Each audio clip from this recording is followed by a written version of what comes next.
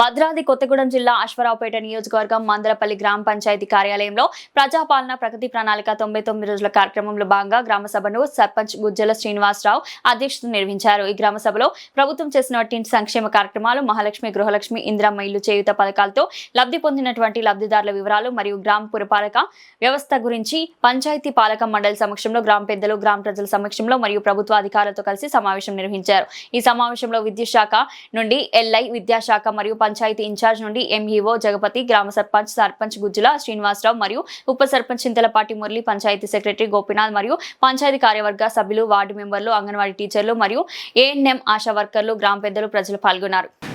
ప్రభుత్వ అధికారుల దృష్టికి తీసుకెళ్ళినా కానీ దానికి ఎస్టిమేషన్ అంటున్నారు, లేకపోతే వివిధ కారణాలు చెబుతున్నారు। ఆ వైరు తొలగించడం వల్ల రేపు పొద్దున పిల్లలకి ఏ ఇబ్బంది జరగకుండా ఉంటుంది, దానికోసం దృష్టిలో పెట్టుకోవాలి। అదేవిధంగా ఆ వైరు ఇళ్ల పైన నుంచి కూడా వెళ్తుంది।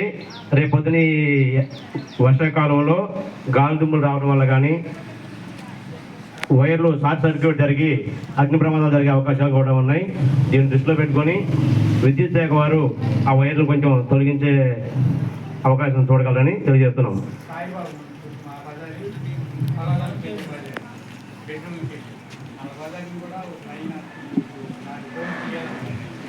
అదేవిధంగా కనీసం మనకి వీధి లైట్లకి నోచుకునే పరిస్థితులు ఉంది।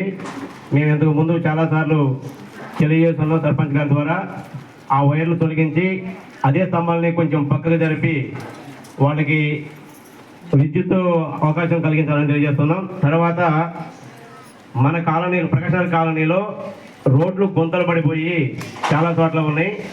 మేము చెబుతున్నాం దానికి కొంచెం మట్టి అక్కడక్కడ గ్రావెల్ తోలించేసి మట్టి ఆ రోడ్లు సరిచేస్తే భవిష్యత్తులో వర్షాకాలం వచ్చినా లేకపోతే ఏది వచ్చినా కానీ ఇబ్బంది జరగకుండా ఉంటాయి। ఎందుకంటే వర్షాకాలంలో మనం రోడ్లు సరిచేసే అవకాశం ఎట్లా ఉండదు కాబట్టి ఎండాకాలంలో రోడ్లు సరి చేసుకుంటే మనం ముందు జాగ్రత్తగా చేసినట్లు ఉంటుంది।